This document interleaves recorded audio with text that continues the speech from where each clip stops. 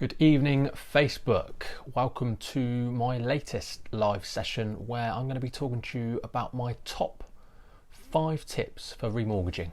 Thank you to everyone that voted. I put up a post yesterday and again this morning of 3 subject topics that I was looking to cover and which one would give you the most value. And top tips on remortgaging came out on top.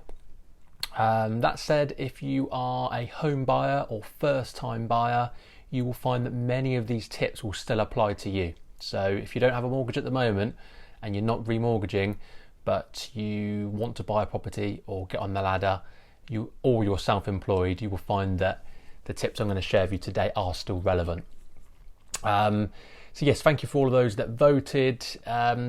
Despite an early surge in the lead by top tips for self-employed people, this afternoon the top tips for remortgaging made a late rally and won by about 75% in the end. So that's what tonight's session is going to be about. Just before we jump in, just want to say a huge thank you to all of you that tune in each week and all of you that support me. You'll know by now that I'm here every single Wednesday at 7:30. I'm here to try and spread some value to you and answer some of the questions that you've got. Last week's video got 3,100 views, which is incredible really, and thanks to you guys for tuning in. I mean, these sessions right now we're getting like 20-25 people tops tuning in at once, but over the course of the week, it's getting shared and viewed again 3,100 times, which is amazing. So thank you so much to everyone that likes or shares these videos. So what I'm going to do is I'm going to jump straight in with my first of my top 5 tips for remortgaging. So tip number 1 for remortgaging is to start early, and ideally you want to be starting a minimum of 3 months before the end of your deal and up to 6 months before the end of your deal. If you're in a help to buy property and you've got the help to buy equity loan, you really want to be starting the remortgage process no less than 6 months before the end of your deal, because there's a few more hoops that we have to jump through in order to make it happen. So at least 3 months, ideally 6 months before the end of your deal. So what I'd recommend that you do is check to see exactly when your deal expires. Because if you took a 2-year fixed rate deal, quite often they're not just 2 years on from the date you moved into your property. They will have a fixed maturity date. Now that maturity date could be just less than 2 years, or it could be just more than 2 years. But if you're thinking, right, my deal's not due until November 2020, actually it's due in August 2020, you need to get your skates on. So check out your paperwork, have a look at your original mortgage offer, call up and speak to your lender and find out when your current deal ends, so then you can plan accordingly.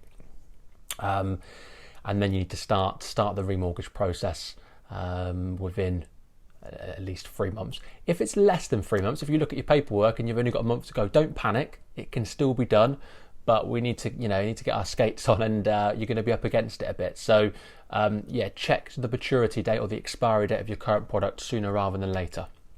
That's tip number 1. Tip number 2 for remortgaging is to check your credit score before the lender does. It's really important that we understand your credit profile so we can arrange a mortgage that's going to be suitable for you based on that credit profile. If you've got an excellent score, 999 out of 999, or it's excellent, then the chances are we're going to have lots of lenders available to you, subject to you meeting the criteria. If you've got a poor score, it doesn't mean you're not going to be able to find you a remortgage, but there might be less options available to you. What we don't want to do, or what you don't want to do, is go in blind, not knowing what your credit profile is, and just apply, because then you're going to get rejected. And if you get rejected once, twice, 3 times, those credit searches do not look good on your file. So when we do find a lender that might accept you based on your credit profile, but they've seen you've been declined 4 times, that might turn them off as well. So find out what your credit score is. I'm going to put in a link to a free credit report in the comments. So after this video, if you're watching it live, it'll be on at the end of this session. If you're watching this on replay, it should be in the comments now. So go in, check the comments. There's a free link in there to check my file, which is a multi-agency credit report. It looks at Experian, Equifax and TransUnion data. So they're the free agencies that all the UK lenders use, so we can see an holistic view of your credit profile, because Experian could be telling you one thing, Equifax could say something else. So it's important that we look at it, the bigger picture. So I would recommend that you go on, check your credit report, download a copy of it and keep that on file ready for when it comes to remortgaging. So that's tip number 2, is to get a copy of your credit file. Tip number 3 of my top 5 tips of remortgaging is to research the market. Okay, don't just settle for the deal that your current lender's going to offer you. More often than not, the existing borrower deals available with your current lender aren't the most competitive. So you tend to find that the most competitive deals are available for new customers. They're trying to attract new business in. So the poor old existing customers don't always get the best deal. That's not always the case. There are some good lenders out there that do treat existing borrowers well. But on the whole, if we looked at it across all 100 lenders, more often than not, the deals available to existing borrowers aren't as good as some of the deals available to new borrowers. So what I would say is you need to shop around. There's over 100 different lenders available. That's a lot of shopping around. I would recommend that you do seek some professional advice to be able to do that for you, rather than you running up and down the high street to all the different banks and building societies, going on to Google or whatever search platform you use. It can be a lot of work. Speak to a professional. They should be able to come back to you fairly quickly to let you know what the best deals are on the market or the most suitable deals for you. So that's top tip number 3, is to shop around. Don't just settle for a deal with your current lender. Top tip number 4. Now this is my golden tip. This tip alone, if you watch this live session for this one tip, it's worth it, because I'm giving away my gold dust here. All the mortgage broker secret. So this is my favourite tip. And tip number 4 is to try and drop a loan to value band. Okay, so loan to value is your mortgage amount, your mortgage loan amount versus the property value. Okay, and the percentage that equates to. And I've done a few little calculations on this to highlight the benefits of doing this. But essentially, lenders price their products based on your loan to value. So the higher the loan to value, the higher the interest rate, because there's more risk for the lender, because you're putting in a smaller deposit or smaller equity. And the lower the loan to value, the lower your interest rates, the more beneficial it is for you. Now, you can't change the value of your house, and you can't really, unless you've got some money stashed away or access to some money, you can't really that easily change the balance of your mortgage. But it's more of an art than science, this. So as an example for you, you bought your house for £300,000. You've been paying your mortgage for 2 years. So during that 2-year period, your mortgage balance has come down. And generally speaking, in the areas that I deal with, most of my clients in and around Oxfordshire, South Northamptonshire, across a couple of year period, the house prices would have grown by a small margin. So after 2 years, your balance has come down and your house price has gone up. So you started with a house purchase price of 300,000. You had a 10% deposit, so your mortgage was 270,000, which gives you a 90% product. So you're going to be on the higher rates on that basis because you've got a kind of a high loan to value. But after 2 years, let's say that house now that was worth 300,000 is now worth 310,000, which is quite conceivable in and around the areas that we're in, going up by £10,000 in 2 years. Your mortgage balance, assuming that you kept up to date with your monthly mortgage payments, started at 270. After 2 years, it'll probably be around the 262 mark, 262,000. Depends on the interest rate and the term, but I'd say that's about right. Now, all of a sudden, your loan to value has jumped from 90% down to 84.5%, and you've gone down a loan to value bracket because they work in increments of 5.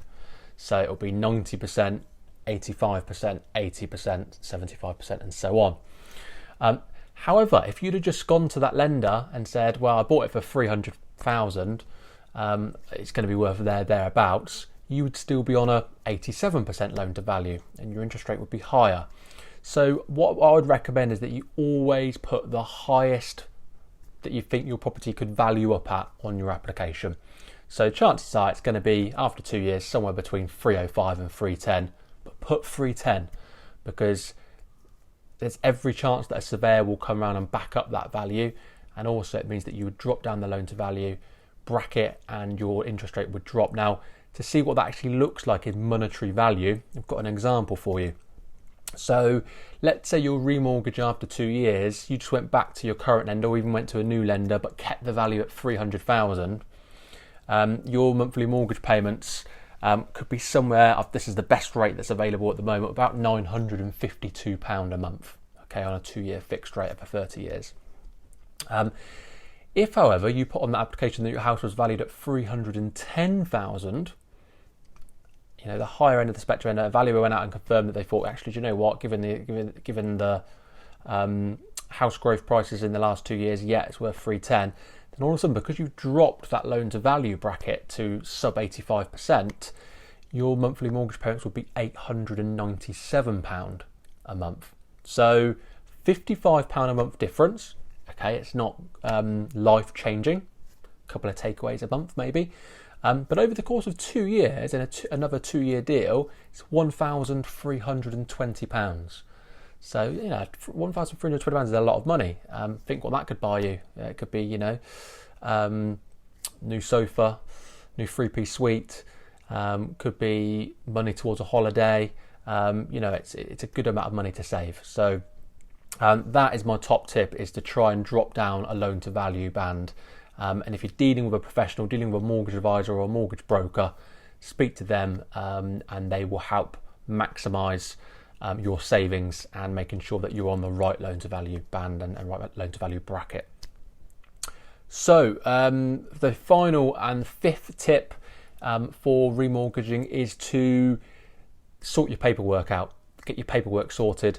Some of the stuff you're going to be able to get hold of quite easily, so you might not need to prepare that too far in advance. Things like bank statements. Most of the time you can download those bank statements from your online banking. You can download them as PDFs. Most of the time we're going to need 3 months bank statements to support any remortgage application. Also going to need 3 months pay slips. Again, depends whether your employer is in modern times or whether they're still stuck in the dark ages as to whether you've got online pay slips or paper copies. If you've got online pay slips, then most of the time you can just log in, download the last 3 months, nice and easy. If you've got paper copies and your employer isn't great actually giving you those paper copies, or they do give you them and you just chuck them in the drawer, you might need to fish those out or request those from payroll to make sure you've got them ready to use, because that can take sometimes a week or a couple of weeks to get them together, or if you need to re-request them and get them sent back out again, you want to make sure you've got a bit of time on your hands there. The ones that normally take a bit longer are P60s, because you only get them once a year, so they go in the back of the drawer, never to be found again. So if you can't find your P60, request that from payroll. That might take a couple of weeks to come out, so get ahead of the game and get that requested. And tax returns. If you are self-employed, whether that's a limited company director or a sole trader, make sure you get and download your tax calculations, or if you use an accountant, request them up front. That's probably one of the main things that tends to delay remortgage applications, is people having to request their tax calculations, which is their income verification, either from HMRC or from their accountant. So again, get ahead of the game, get that requested, get it on file, so when it comes to remortgaging, you're one step ahead of the game. So that is my top 5 tips for remortgaging. Just to recap, tip number 1, start early. So you want to be starting the remortgage process at least 3 months before the end of your current deal, ideally up to 6 months at the end of the deal. You can secure remortgage deals up to 6 months early. So get going earlier. It's better to have a mortgage offer sat on the table ready to use, rather than be up against time and potentially reverting to your current lender's standard variable rate, which will be a lot higher and your payments will increase. So start early is the first one. Tip number 2 is to check your credit score. Download a free copy of your credit report. I'm going to put a link in the comments after the live session. You can download your report. The sooner we know your credit profile, we'll know what lenders will accept you based on that credit profile. If you've got an excellent score, the chances are most lenders will accept you. If your score is poor or average, doesn't mean you can't get a mortgage or be able to remortgage. Just means you need to know the lenders that will accept you based on your credit profile. So that's tip number 2. Tip number 3 is to research the entire market. Don't just settle for the deal that your lender is offering you. Often they don't offer existing customers the best deals. So shop around. Interest rates are incredibly low at the moment. Shop around to see if there can be a better deal and you can save more money on a monthly basis by moving to a new lender. Tip number 4, and my favourite tip, absolute gold dust, is try and drop down a loan to value band. So always put the maximum that your property will value up at on the application, and it might just save you some more money, because if you drop down to the lower loan to value bracket, then the interest rate's going to be lower and your monthly payments are going to be lower. I ran an example earlier on by just dropping down to the next loan to value bracket by putting 310 as the property value rather than 300 or 305 is saving you £55 a month, £1,320 a year. That's money towards a holiday, 3-piece suite, or whatever else you want to spend your money on. And finally, tip number 5, get your paperwork in order, get your house in order, 3 months pay slips, 3 months bank statements. If you're self-employed, get your tax calculations from HMRC or your accountant. If you're employed, request your P60s and your pay slips if you haven't already got them to hand. Do all those things, you're going to maximise your chances of being able to remortgage. You're going to maximise your chance of being accepted and for your application to be approved, and you're going to maximise your chances of getting the lowest and most suitable rate of interest, and therefore saving yourself some money. Really keen to know what other subjects you would like me to cover. I will put out another poll ahead of next week's session, but if there is a subject that you would like me to cover, please do let me know. There was quite a lot of love going on my social media platforms for top tips for self-employed people. So if there's enough of you that want me to do that, I will be happy to do a live session on that. Any other subjects, please do let me know. As always, thank you so much for watching. Thank you for listening. Thank you for support. If you could be so kind to share, there should be a share button somewhere down the bottom of your screen. If you could share this live video, that would be fantastic. Stay safe, and I shall see you next Wednesday at 7:30 for another live session. Thank you all.